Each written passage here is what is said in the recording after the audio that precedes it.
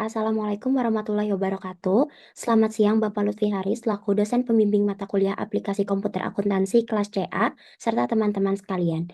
Kami dari kelompok 3 izin mempresentasikan hasil diskusi kami terkait the production planning process. Sebelumnya izinkan kami untuk memperkenalkan anggota kelompok kami. Oke, yang pertama di sini ada Delia Arum Cahyati, ada Rizka Kavita Aini, ada Lady Nafa Winona, ada Ines Dwi Wahyudi, ada Reshalwa Akna, serta ada Nabila Shigo. Ready next? Oke, selanjutnya akan dipaparkan oleh rekan saya. Oke, terima kasih atas kesempatannya. Pertama, kita langsung bahas ke beberapa materi. Jadi kita bahas pertama itu adalah basic development process. Ini adalah sebuah proses dasar dalam pengadaan dua produksi. Tujuannya sebenarnya sederhana, itu dia dengan jenis, jumlah, kualitas, harga, dan waktu yang sesuai dengan waktu. Jadi, nah, untuk tahapan itu ada beberapa hal yang diikuti. Yang pertama ada cash requisition atau PR, yaitu permintaan internal dari bagian production atau produksi atau gudang untuk bahan tertentu. Lalu yang kedua itu ada purchase order atau PO. Jadi itu adalah pesanan resmi vendor yang benar berdasarkan permintaan tadi. Lalu juga ada good receipt, itu ada GR, penerimaan barang di gudang, di mana barang itu nanti dicek kesesuaiannya apakah sesuai dengan yang diminta gitu. Lalu yang terakhir itu ada invoice verification or IV. Jadi itu adalah pencocokan dari antara PO tadi, purchase order tadi, pesanan vendor, dan juga GR, penerimaan barang di gudang, dan juga invoice yang diberikan ke vendor. Lalu yang terakhir adalah payment, di mana pembayaran yang dilakukan ke vendor setelah semua hal tadi diverifikasi gitu. Nah, di saat ini kita juga mencantumkan basic creation prosesnya, di mana alur proses pengadaan sederhananya gitu. Mungkin di sini aku juga jelaskan sedikit. Yang pertama itu proses itu dimulai dari warehouse. Jadi warehouse itu adalah gudang. Jadi bagian gudang itu nanti membuat request production atau permintaan produksinya. Di mana artinya berarti gudang memberi sinyal kalau stok bahan baku sudah menipis dan butuh dipenuhi gitu.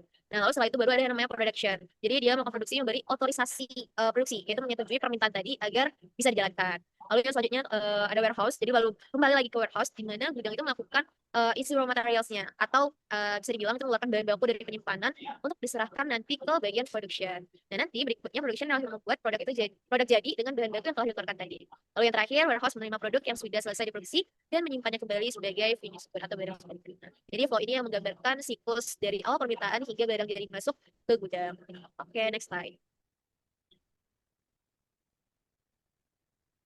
Oke, selanjutnya kita masuk ke master data ya teman-teman. Jadi khususnya di sini aku membahas Bill of Materials atau BOM. Jadi aku akan singkat dari jadi BOM. Ini BOM ini adalah daftar daftar komponen atau bahan baku dan barang setengah jadinya yang diperlukan nanti untuk menghasilkan satu produk jadi gitu.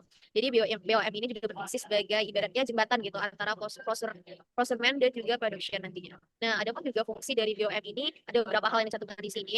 Itu menentukan kebutuhan dari materialnya untuk MRP yaitu untuk sistem perencanaannya, lalu memberi panduan produksi atau perakitan, lalu menjadi dasar perhitungan biaya produksinya. Dan juga teman-teman, BOM ini pada industri itu berbeda-beda. Jadi setiap industri itu memiliki BOM yang berbeda, misalnya nih di industri manufaktur discrete gitu. Itu seperti sepeda gitu. Lalu BOM itu berarti nanti komponen fisiknya. Sedangkan di industri proses seperti kimia atau makanan, ya BOM seperti disebut formula atau resepnya. Gitu. Nah, juga di sini kita bahas juga ada jenis-jenis dari Bill of Materials atau BOM tadi teman-teman. Itu ada dua, itu ada single level BOM dan juga multi level dari BOM. Yang mungkin aku jelasin lebih menampilkan hanya komponen langsung yang membentuk barang jadinya, barang setengah jadinya juga ada. Nah, contohnya di sini juga aku berikan misalnya ini pulpen. Jadi pulpen itu kan terdiri dari berbagai komponen ya. Ada tabung tintanya gitu, ada mata penanya, ada bodinya, tutup dan klipnya gitu. Dan semua komponen itu langsung masuk ke produk akhir tanpa tingkat tambahannya gitu. Nah, di sini kita berbandingkan dengan multi level BOM. Jadi kalau multi level BOM ini dia memiliki struktur yang bertingkat atau ada hierarkinya kayak sub assembly atau barang setengah jadinya. Jadi ditampilkan sebagai komponen tersendiri. Lalu tiap sub assembly tadi punya BOM-nya sendiri. Contohnya apa? Nah, di sini ada contohnya sepeda. Misalnya level satunya ada finish good-nya sepeda gitu. Nah, level 2-nya sub assembly-nya ada roda depan dan roda belakang gitu. Lalu juga ada level 3-nya komponen rodanya. Ada dalam roda itu ada namanya rim, ada namanya hub, ada namanya spokes kayak gitu. Jadi di sini juga ada nih kita ambil dari ilmu juga perbedaan dari single level BOM dan multi level BOM itu.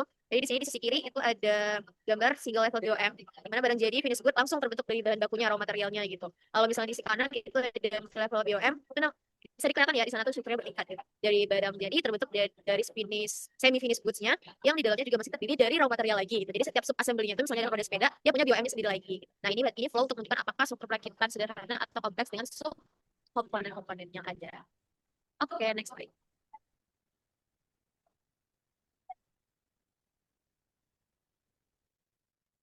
Oke, untuk lebih jelasnya ya kita bahas juga multi level dari BOM ini. Ini ada dua contoh, itu ada touring bike dan off-road bike. Jadi pertama kita bahas dulu dari touring bike ya. Nah, yang dimana dia jenis nya adalah sepeda touring gitu. Nah, subassembly utamanya ada di bagian rakitan rodanya. Ada dua varian, ada aluminium wheel untuk type profesional dan carbon composite wheel untuk type deluxe gitu. Jadi frame-nya dari carbon composite dengan pilihan warna yang berbeda. Lalu juga ada lagi komponen lainnya seperti pedal, rantai, stang, dan lain sebagainya. Jadi BOM ini udah menunjukkan variasi produknya. Jadi sehingga satu struktur BOM itu bisa dipakai untuk beberapa varian. Dan sini kita bandingkan juga ada off-road bike. Nah, di off-road bike ini jenis goods-nya itu adalah sepeda off-road-nya. Jadi sub assembly utama itu mengikuti roda aluminium dan frame dengan dua ukuran tadi, yaitu ada untuk pria dan untuk wanita gitu. Kalau misalnya kalian suka bermain sepeda, mungkin kalian bisa membedakan antara touring bike dan off-road bike ini ya. Terus juga komponen lainnya seperti ada gearnya, ada pedal dan rantainya. Nah, hal ini menariknya, meskipun sama-sama sepeda off-road, BOM ini bisa berbeda di tiap pabrik juga. Karena penggunaan komponen kecil seperti mungkin jenis bautnya gitu kan. Lalu perbedaan ukuran frame-nya juga yang menjadi contoh bagaimana BOM itu menangani varian produk. Nah, gambar di bawah diagram ini, dua slide itu memperlihatkan detail hierarki dari masing-masing BOM tadi. Oke, next slide.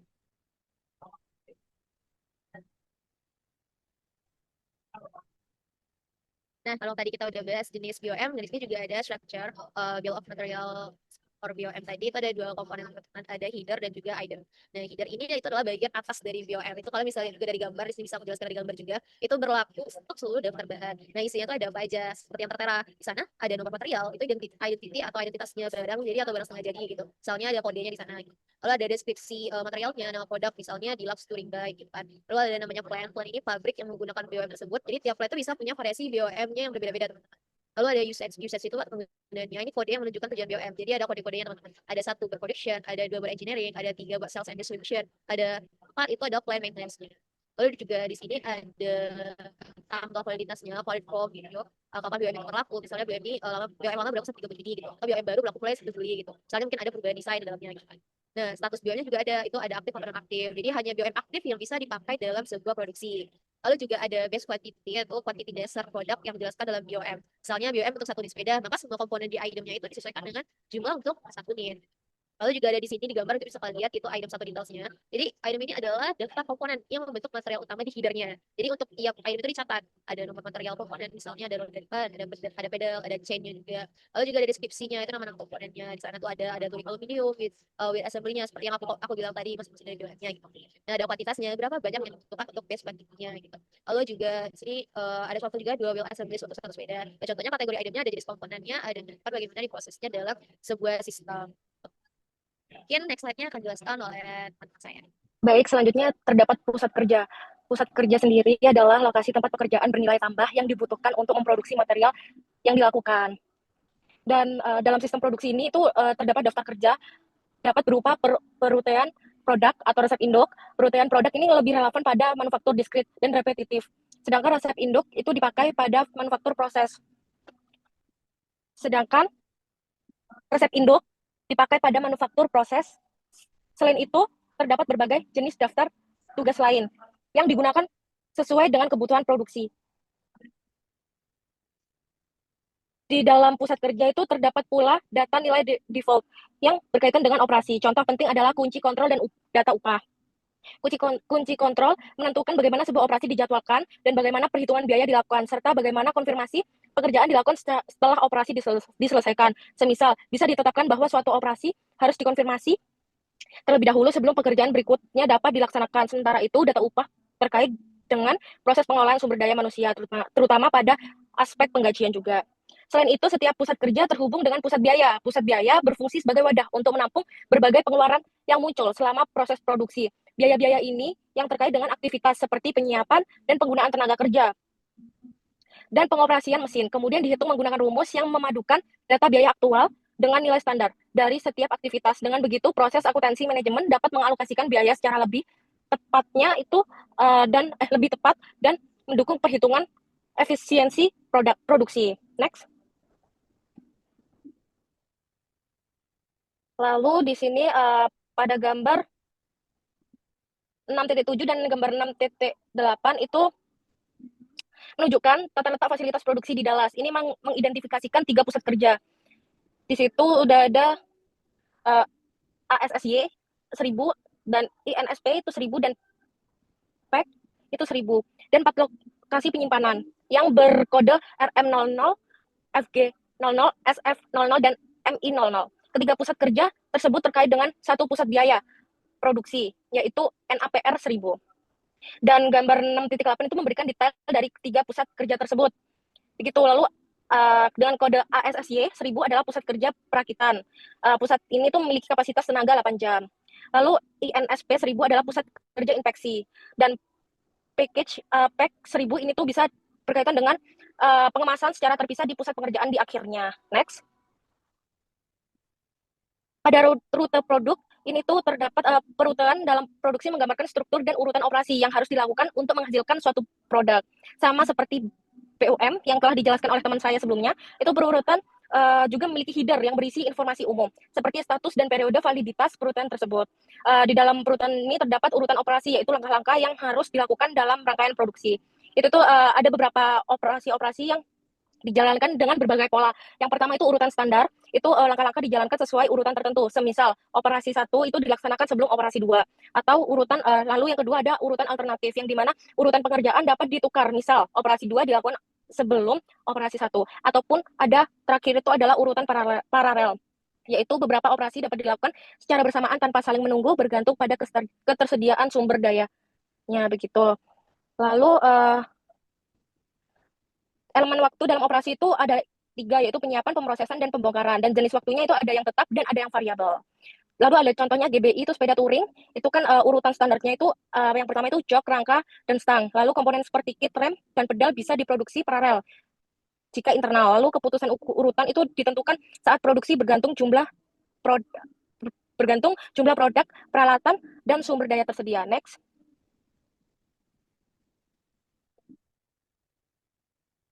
Lalu selanjutnya itu terdapat 6.12 itu dijelaskan menunjukkan bagaimana setiap operasi produksi ini dipetakan secara detail, mencakup jenis operasi yang harus dilakukan, pusat kerja, tempat operasi dilaksanakan, waktu yang diperlukan untuk menyelesaikan operasi, serta komponen yang digunakan untuk dihasilkan pada setiap tahap. Contoh yang diberikan adalah proses perakitan roda di pusat kerja ASSY 1000. Itu proses ini terdiri dari 3 operasi utama, yaitu menata material, lalu yang kedua itu merakit komponen menjadi roda, dan yang terakhir ada memindahkan rakitan ke penyimpanan. Next. Lalu terdapat gambar 6.13 yang menyajikan perutean untuk sepeda touring deluxe. Berbeda dengan contoh perakitan roda yang sederhana, perutean untuk perakitan sepeda lengkap lebih kompleks karena mencakup 11 langkah operasi. Dalam perutean ini, pekerja itu tidak hanya dilakukan di suatu pusat kerja, melainkan terbagi ke dalam 3 pusat kerja utama. Yang pertama ASSY itu 1000 itu pusat kerja untuk aktivitas perakitan. Yang kedua itu INSP 1000, pusat kerja untuk aktivitas inspeksi atau pengujian. Dan yang terakhir itu ada PAC 1000, itu pusat kerja untuk aktivitas pengemasan. Dan salah satu operasi yang menonjol adalah operasi 80 atau sepeda uji. Ini berbeda dengan operasi lain yang seluruh waktunya berupa waktu kerja langsung. Operasi ini memerlukan waktu penyiapan 2 menit. Waktu tersebut digunakan untuk menempatkan sepeda yang sudah selesai dirakit ke mesin uji dan sebelum pengujian itu dilakukan. Gitu. Next. Lalu selanjutnya itu terdapat 6.14 itu menyajikan penugasan komponen yang mencakup 3 operasi dalam perutean dan 3 material dalam BOM. Material A itu ditugaskan ke operasi 20, sementara material B dan C ditugaskan ke operasi 30. Nah, pada sisi kanan, gambar itu menunjukkan bahwa material dikonsumsi di awal operasi. Material apapun yang tidak secara eksplisit ditugaskan ke suatu operasi secara otomatis, ditugaskan ke operasi pertama, dan dikonsumsi di awal operasi tersebut. Selain itu menunjukkan bagaimana dan dari bahan apa barang jadi atau barang setengah jadi diproduksi. Data yang terdapat dalam daftar bahan baku, pusat kerja, dan rute produksi digunakan untuk menentukan kapasitas produksi. Kapasitas produksi ini adalah ukuran berapa banyak unit bahan yang dapat diproduksi oleh pabrik dalam jangka waktu tertentu. Semisal pabrik GBI di Dallas dapat memproduksi 15 sepeda atau 10 sepeda dan 50 rakitan roda per hari. Untuk selanjutnya akan dijelaskan oleh teman saya. Baik, berikutnya pada master data itu ada material master, di mana basic data view pada material master ini tuh dapat diterapkan ke semua proses, baik itu jenis materialnya maupun di tingkat organisasi. Selain itu terdapat 2 tampilan atau data view tambahan yang relevan dengan produksi, yaitu Material Requirement Planning atau MRP dan juga penjadwalan kerja. Kedua data ini tuh didefinisikan di tingkat pabrik, yang mana dia itu spesifik untuk setiap pabrik. Meskipun data ini itu harus didefinisikan pada material master untuk menjalankan proses produksi, namun keduanya sangat relevan atau lebih relevan dengan material planning proses, karena 2 data ini tuh berguna banget untuk menentukan material mana yang harus diproduksi dan kapan harus diproduksi. Lalu ada Production Resources Tools atau PRT, di mana PRT ini tuh merupakan sumber daya yang movable. Jadi dia itu digunakan bersama di berbagai pusat. Seperti misalnya tuh ada alat pengukuran dan juga kalibrasi, kemudian jig and fixtures, dan juga dokumen lain seperti engineering drawing, di mana alat-alat tersebut itu tidak praktis, maka hanya tersedia dalam jumlah terbatas untuk setiap pusat kerja sesuai dengan kebutuhan mereka saja. Next. Lalu berikutnya yaitu proses. Nah, dalam tampilan 6.16 ini tuh merupakan detail dari proses produksi, yang mana yang pertama itu proses dimulai dengan adanya permintaan produksi yang biasanya itu dipicu oleh proses lain seperti fulfillment process, di mana dia itu perlu untuk memenuhi customer order ataupun material banding karena dia itu perlu meningkatkan inventory. Kemudian lanjut pada yang kedua itu ada permintaan di otorisasi, yang mana di otorisasinya ini oleh supervisor di bagian produksi. Lalu yang ketiga itu merilis pesanan dan juga produksi. Nah, di sini tuh material yang dibutuhkan untuk memproduksi suatu barang itu dikeluarkan dari penyimpanan. Kalau pada kasusnya GBI ini tuh sepeda. Kemudian pada tahap ini tuh bagian produksi dapat menggunakan sistem eksternal berupa PDC atau Plan Data Collection. Nah, dia ini tuh merupakan apa ya? Kayak semacam memanfaatkan sistem ERP untuk menjalankan proses produksi. Jadi, data yang terkait dengan pesanan itu ditransmisikan ke PDC ini sehingga proses produksi itu terjadi. Lalu, setelah barang selesai diproduksi, maka atau artinya itu ada finish good, dia akan dikonfirmasikan ke bagian atau ke sistem yang menandakan bahwa langkah yang diperlukan untuk memproduksi barang itu telah selesai. Lalu, yang terakhir, material yang sudah dipindahkan itu dipindahkannya itu ke storage, dan juga sistem akan melaporkan bahwa material ini tuh sudah available untuk dikonsumsi berdasarkan proses lain tersebut. Next.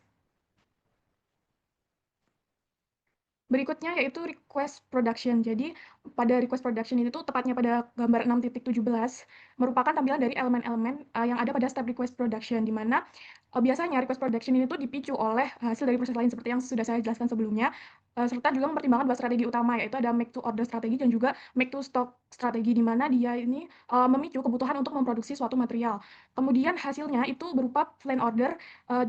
Plan order ini tuh berupa permintaan formal yang mana bertujuan untuk memproduksi dan juga dia berisi bahan apa yang dibutuhkan, kuantitasnya berapa, serta kapan dibutuhkannya.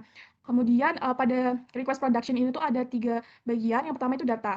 Dalam gambar titik 16 itu menampilkan data kunci yang ada. Pada tahap ini tuh sistem ERP secara otomatis menggabungkan master data atau material dan juga bill of material, organizational data, dan user input terkait ke dalam perencanaan pesanan tersebut. Kemudian yang kedua ada text, di mana dia itu satu-satunya tugas yang ada di dalamnya itu yaitu membuat plan orders. Nah, plan order ini tuh harus tetap berada dalam sistem hingga ditindaklanjuti oleh orang yang berwenang, biasanya itu berupa manajer produksi. Kemudian manajer produksi ini tuh dapat menolak, mengubah maupun menggabungkannya dengan pesanan lain ataupun juga mengotorisasi produksi. Dan yang terakhir ada outcome, di mana hasil dari step request production ini tuh berupa plan order, yang mana dia menunjukkan permintaan untuk memproduksi suatu barang. Misalnya dalam GBI ini tuh dia menunjukkan permintaan untuk memproduksi 25 sepeda off-road pria dan juga bertempat di pabrik Dallas. Next. Berikutnya yaitu 6.19 ini tuh menampilkan elemen-elemen otorisasi produksi, yang mana ada beberapa elemen. Untuk gambar berikutnya yaitu di 6.20 ini tuh mengilustrasikan data kunci yang dibutuhkan untuk membuat pesanan produksi, yang mana umumnya production order itu mencakup referensi ke bill of materials, rute produksi, pusat kerja, dan juga BRT yang akan digunakan dalam produksi. Lalu gambar terakhir itu dalam data ada gambar 6.21, di mana dia itu menunjukkan struktur pesanan produksi. Ada beberapa step. Yang pertama itu ada order header. Jadi header ini tuh mencakup data dasar seperti nomor pesanan unik, pabrik tempat material akan diproduksi, orang yang bertanggung jawab, serta status pesanan. Kemudian berikutnya ada operation. Operation itu dibutuhkan untuk menghasilkan material, di mana dia itu juga berisi data mengenai pusat kerja yang ditunjuk, lalu juga mengidentifikasi spesifikasi untuk ukuran operasinya. Kemudian yang ketiga ada capacity split. Jadi di sini tuh ada pembagian pekerjaan yang akan dilakukan oleh mesin atau orang yang terlibat. Lalu ada mengidentifikasi komponen yang dibutuhkan untuk memproduksi jumlah material yang ditentukan. Jadi data itu biasanya dari bill of material, tapi tetap bisa disesuaikan secara manual sesuai dengan kebutuhan produksi. Kemudian yaitu PRT, di mana dalam BRT ini tuh dia menyelesaikan satu atau lebih operasi yang telah diidentifikasi. Lalu ada trigger point atau poin pemicu. Jadi ketika poin pemicu ini tuh terjadi, operasi-operasi selanjutnya itu dilepaskan untuk dieksekusi. Lalu komponen-komponen biaya berupa material ataupun overhead itu dikaitkan dengan akun-akun yang sesuai dalam buku besar. Jadi saat produksi dijalankan itu biaya aktual juga dimasukkan sebagai data dalam pesanan produksi bersama dengan estimasi biaya awal. Yang berikutnya setelah pesanan produksi selesai, itu biaya terakumulasi dalam pesanan produksi itu harus sudah settle sesuai dengan settlement rules. Yang berikutnya perintah produksi itu dapat berisi referensi ke berbagai dokumen. Jadi dia itu dokumennya nge-link, misalnya seperti BOM, di mana dia itu berisi item dokumen atau BRT yang dapat menuju ke suatu dokumen lain. Dan yang terakhir itu saat material selesai dieksekusi, material yang benar-benar diproduksi itu harus dikonfirmasikan kembali. Oke, selanjutnya itu ada pada tahap authorized production. Jadi tugas utama yang dilakukan adalah membuat production order. Production order ini biasanya dibuat dengan beberapa cara. Yang pertama itu adalah konversi individu, yaitu satu plan order diubah menjadi satu production order. Yang kedua adalah konversi kolektif, yaitu beberapa plan order digabungkan dan diproses sekaligus. Dan ketiga adalah konversi parsial, di mana hanya sebagian kuantitas dari plan order yang dikonversi sehingga bisa menghasilkan lebih dari satu production order. Selain itu, dalam tahap ini, sistem yang memerlukan pemilihan master data yang terdiri dari BOM atau Bill of Material, Routing, NPRT, atau Production Research Tool. Nah, BOM itu adalah daftar komponen yang dibutuhkan untuk memproduksi produk.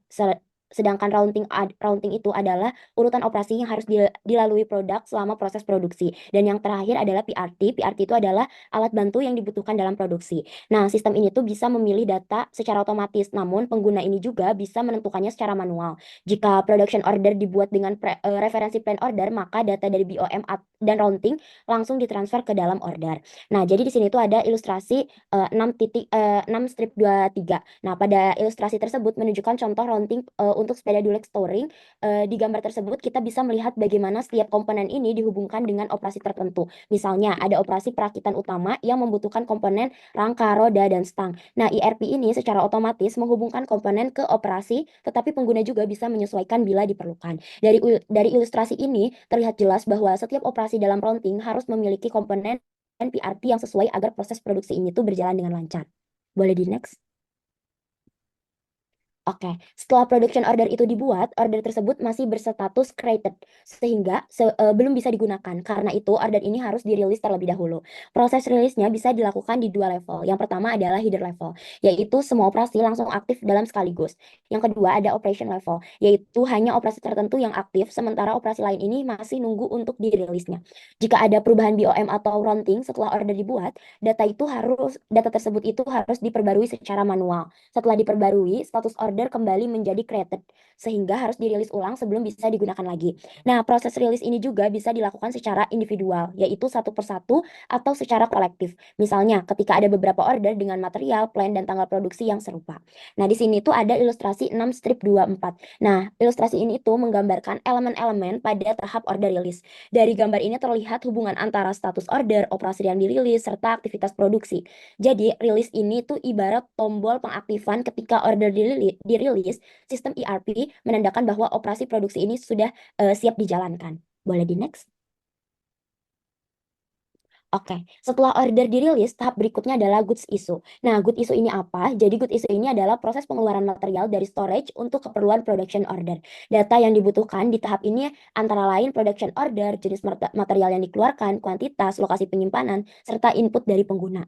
Dalam beberapa kasus, material perlu melalui langkah material staging terlebih dahulu, yaitu persiapan material di lokasi yang lebih dekat dengan jalur produksi. Namun, banyak perusahaan menggunakan metode backflashing. Dengan metode ini, pencatatan good issue dilakukan secara otomatis ketika order produksi dikonfirmasi, bukan saat material benar-benar diambil dari gudang. Metode ini tuh jauh lebih efisien, meskipun ada jeda waktu antara pemakaian material serta nyata dari pencatatan di sistem ERP-nya. Nah, di sini tuh ada dua ilustrasi. Jadi, saya akan menjelaskan terkait ilustrasi nomor 6 strip 25. Jadi, ilustrasi tersebut itu menunjukkan elemen-elemen dari good issue step. Di situ tuh terlihat bahwa good issue dipicu setelah order dirilis. Lalu sistem menyiapkan data, melakukan tugas-tugas, dan menghasilkan outcome. Nah, sementara itu, ilustrasi yang sebelah kiri itu ada 6 strip 26, itu menampilkan rincian data yang dibutuhkan dalam good issue, seperti nomor order, material, kuantitas, plan, dan storage location. Nah, gambar ini tuh menunjukkan betapa pentingnya data yang akurat agar material yang tepat benar-benar digunakan dalam operasi yang sesuai. Boleh di next? Baik, berikutnya adalah outcome. Nah, setelah aktivitas tadi dilakukan, terdapat sejumlah dampak penting. Yang pertama, stok material dalam material master akan berkurang, baik dari sisi kuantitas maupun nilai. Yang kedua, sistem juga akan memperbarui catatan akuntansi atau general ledger. Jadi, akun persediaan bahan baku akan dikredit. Selanjutnya, reservasi material yang sebelumnya dicatat untuk order tersebut akan berkurang, karena bahan benar digunakan. Kemudian sistem juga akan secara otomatis membuat material dokumen, yaitu bukti elektronik pergerakan barang serta FI dokumen, yaitu dokumen akuntansi untuk mencatat dampak finansialnya. Dan yang terakhir, biaya aktual bahan akan dialokasikan ke production order sebagai cost object. Boleh di next. Berikutnya Selanjutnya terkait dengan goods issue to production order. Nah, ketika barang telah selesai diproduksi, operator wajib mencatat hasil kerjanya ke dalam sistem SAP ERP. Nah, proses pencatatan inilah yang disebut dengan confirmation. Jadi, confirmation ini sebagai bukti digital bahwa pekerjaan sudah benar-benar dilakukan. Nah, dengan konfirmasi ini, sistem tahu berapa banyak yang sudah diproduksi, di mana pekerjaan dilakukan, siapa yang mengerjakan, dan lain sebagainya. Nah, data yang masuk dalam confirmation adalah order progress data, yaitu data tentang kemajuan produksi. Data ini penting karena menjadi dasar untuk menghitung biaya aktual dan menilai sejauh mana order sudah berjalan. Nah, di sini ada dua aktivitas utama dalam langkah confirmation. Yang pertama ada order confirmation, meliputi konfirmasi untuk keseluruhan production order. Yang kedua ada operation confirmation, yaitu konfirmasi untuk operasi tertentu di dalam production. Nah, setelah melakukan aktivitas tersebut, maka akan ada 3 dampak atau 3 hasil. Yang pertama ada confirmation of work, yaitu sistem mencatat bahwa pekerjaan sudah benar-benar dilakukan. Yang kedua ada automatic goods receipt dan capacity reservation update. Jadi kapasitas yang sebelumnya dipesan untuk produksi di work center akan berkurang sehingga bisa dipakai untuk order berikutnya. Nah, confirmation ini membutuhkan 2 sumber data utama. Yang pertama ada user input, yaitu data yang diisi langsung oleh operator. Nah, jadi operator ini menginput informasi aktual terkait berapa banyak unit yang diproduksi, berapa yang rusak atau yang dikerjakan ulang, kapan aktivitas dimulai, kapan selesai, dan lain sebagainya. Nah, production order adalah data yang sudah ada dalam sistem ERP. Artinya sistem SAP secara otomatis menarik data dari production order yang relevan, misalnya plant values atau jumlah yang direncanakan untuk produksi, estimasi waktu, dan biaya yang seharusnya. Yang kedua ada operation, yaitu urutan pekerjaan yang harus dilakukan. Yang terakhir ada control case atau aturan kontrol yang menentukan bagaimana aktivitas tersebut dikonfirmasi. Boleh di next. Kemudian ada element of goods receipt. Nah, goods receipt itu dilakukan setelah produksi diselesaikan dan dikonfirmasi. Artinya, ketika operator menyatakan bahwa produksi sudah selesai, itu menjadi sinyal atau pemicu agar barang jadi bisa diterima untuk masuk ke dalam inventory. Nah, ada 3 sumber data penting untuk melakukan goods receipt, yaitu organizational data, master data, dan user input yang nantinya akan dijelaskan lebih lanjut. Lalu untuk aktivitasnya, yaitu menerima barang fisik hasil produksi ke finished goods storage dan bisa dipindahkan juga kalau dirasa perlu. Nah, untuk hasilnya ada material dokumen, update material master, GL account yang akan dijelaskan juga nantinya. Untuk sumber data ada 3. Yang pertama ada user input yang diisi manual melalui nomor order yang jadi referensi, jumlah barang jadi yang diterima ke gudang, tanggal penerimaan barang, dan storage location tempat barang disimpan. Yang kedua ada organizational data, yaitu sistem secara otomatis menarik data organisasi yang relevan dengan penerimaan barang terkait klien, company code, plan, dan juga storage location. Dan yang terakhir ada master data, sistem juga mengambil data dari material master yang digunakan untuk menentukan akun inventory yang diperbarui dan juga memastikan apakah barang bisa disimpan ke dalam lokasi tersebut. Nah, untuk primary test dalam goods receipt ini sendiri adalah menerima material hasil produksi, lalu menempatkannya ke lokasi penyimpanan atau storage location yang sesuai di gudang. Nah, artinya barang jadi yang baru selesai diproduksi ini tidak hanya dicatat di sistem, tetapi juga harus benar-benar dipindahkan secara fisik ke gudang. Untuk selanjutnya akan dijelaskan oleh rekan saya. Selanjutnya terkait good result, berupa hasilnya, outcomes-nya. Yang pertama itu, jadi langkah good result ini atau penerimaan barang itu menghasilkan beberapa keluaran penting. Jadi pertama, jumlah persediaan yang tersedia dan nilai persediaan itu diperbarui dalam material master. Nah, nilai persediaan di material master ini nantinya juga ikut diperbarui. Kemudian untuk penilaian materialnya, ini ditentukan oleh kolom price control. Jadi ada standard price, merupakan nilai berdasarkan biaya standar, dan juga ada moving average price, nilai dihitung otomatis oleh sistem. Nah, apa sih dampaknya terhadap keuangan? Jadi akun persediaan ini akan berada di debit, sedangkan untuk akun manufacturing output settlement ini akan di kredit. Nah, untuk dokumen financial accounting dokumennya ini otomatis akan dibuat. Kemudian untuk selisih biaya, ini jika biaya aktual itu tidak sama dengan biaya standar, maka selisih dicatat saat order settlement. Nah, sedangkan untuk yang dimaksud dengan selisih di sini merupakan perbedaan debit atau biaya aktual dan kredit atau biaya target. Kemudian biaya rencana versus biaya target. Nah, untuk plan cost atau biaya untuk jumlah rencana dan juga target cost ini biaya untuk jumlah aktual. Jika jumlah produksi aktual kurang dari jumlah rencana, maka target cost-nya lebih kecil. Nah, untuk contoh ilustrasinya sendiri itu di sini misalkan biaya targetnya itu sama dengan biaya rencana karena jumlah produksinya itu aktual sama dengan jumlah rencana. Nah, namun jika jumlah produksi aktualnya itu adalah 20 unit, bukan 25 unit, maka biaya targetnya akan lebih rendah dari biaya rencananya. Nah, untuk status pesanan produksi, jadi setelah good receipt, ini statusnya berubah. Ada delivered atau terkirim penuh, ataupun ada partially delivered atau terkirim sebagian. Nah, untuk otomatisasi ERP-nya, jadi good receipt ini bisa dilakukan otomatis saat konfirmasi produksi. Jadi ini lebih hemat waktu dan juga lebih efisien. Kemudian terkait dengan periodic processing atau period dan juga end closing. Jadi ini merupakan langkah-langkah akuntansi yang dilakukan secara berkala, bisa bulanan atau kuartalan dengan tujuan untuk memperbarui laporan keuangan agar sesuai kondisi aktual. Nah, untuk ruang lingkupnya ini adalah alokasi biaya overhead, kemudian penentuan work in process, selanjutnya penyelesaian pesanan atau order settlement. Nah, untuk biaya produksi sendiri, jadi pesanan produksi di sini ada pesanan produksi akumulasi biaya langsung, kemudian biaya tidak langsung atau overhead seperti utilitas, pemeliharaan, gaji supervisor atau manajer. Nah, ini dikumpulkan di cost center lalu dialokasikan ke pesanan produksi sesuai aturan. Nah, terkait dengan work in process, jadi ketika material itu dikeluarkan untuk produksi, pengurangan persediaan material tersebut itu akan dicatat. Nah, namun barang jadi belum selesai dan belum dimasukkan ke persediaan sampai tahap berikutnya. Jadi saat good receipt. Jadi selama periode antara ini, baik komponen material maupun barang jadi belum muncul sebagai pos persediaan di neraca. Nah, sebaliknya keduanya diklasifikasikan sebagai persediaan dalam proses atau work in process. Nah, WIP ini menjadi masalah besar jika proses produksi relatif singkat dan nilai material tidak tinggi, seperti pada kasus GBI tadi. Nah, namun untuk produk seperti pesawat terbang atau bangunan, proses produksi ini dapat memakan waktu berbulan-bulan bahkan bertahun-tahun dan nilai persediaan dapat terlibat cukup besar. Nah, dalam kasus seperti ini, material yang digunakan dalam produksi dianggap sebagai WIP dan harus dicatat dengan benar dalam buku besar atau general ledger.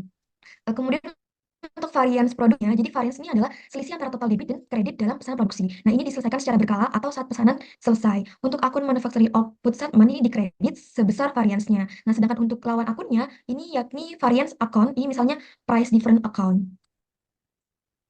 Oke, selanjutnya completion atau order completion ini ada dua perspektif penyelesaian, yaitu logistik berupa technically complete dan juga akuntansi atau berupa cost. Nah, terkait technically complete atau TECO, sebuah pesanan produksi diberi status technically complete ketika sudah tidak perlu atau tidak mungkin lagi melanjutkan produksi. Nah, pada titik ini tidak ada lagi eksekusi langkah-langkah produksi yang bisa dilakukan. Jadi semua reservasi sumber daya yang masih terbuka itu akan dihapus. Nah, dampaknya terhadap proses lain adalah seperti purchase requisition. Jadi untuk material yang dibutuhkan produksi juga dihilangkan. Nah, material dalam pesanan tidak lagi diharapkan untuk diproduksi dan tidak lagi dimasukkan dalam perencanaan. Namun, pencatatan keuangan terkait pesanan tersebut seperti yang berhubungan dengan segmen ini masih bisa dilakukan. Selanjutnya terkait dengan close, jadi setelah pesanan produksi selesai dan diselesaikan, statusnya kan akan diubah menjadi close. Jadi sebelum langkah ini dilakukan, pesanan harus berada pada status rilis terlebih dahulu atau technically complete, serta sudah sepenuhnya diselesaikan. Nah, setelah status close, tidak ada lagi pemrosesan maupun pencatatan keuangan yang bisa dilakukan. Nah, selanjutnya terkait dengan arsip pesanan produksi. Secara periodik, pesanan produksi ini akan diarsipkan untuk tujuan pencatatan dan kemudian dihapus dari sistem. Nah, pesanan yang sudah diarsipkan ini dapat diakses kembali jika diperlukan.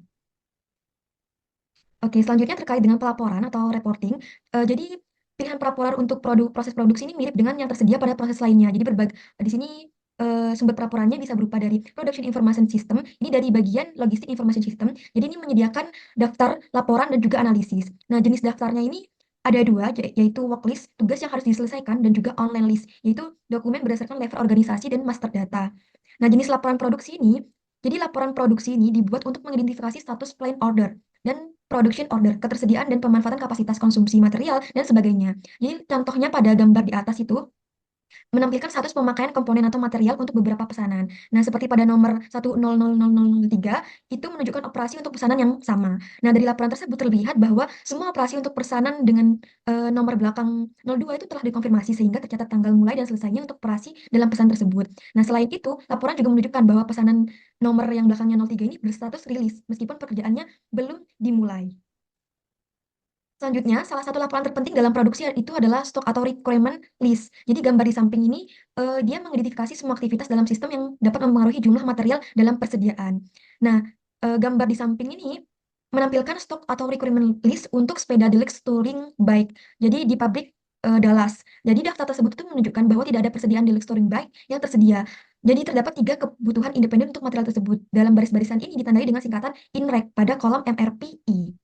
Nah, meskipun tidak jadi selain itu, stok atau requirement list ini juga memuat aktivitas yang mengonsumsi material, misalnya sales order dari proses pemenuhan ataupun fulfillment proses. Selain itu, juga mencatat aktivitas konsumsi material, misalnya dalam sales order seperti itu. Mungkin sekian presentasi dari kelompok kami. Kurang lebihnya kami mohon maaf. Apabila ada pertanyaan, bisa langsung ditanyakan di Google Classroom. Terima kasih.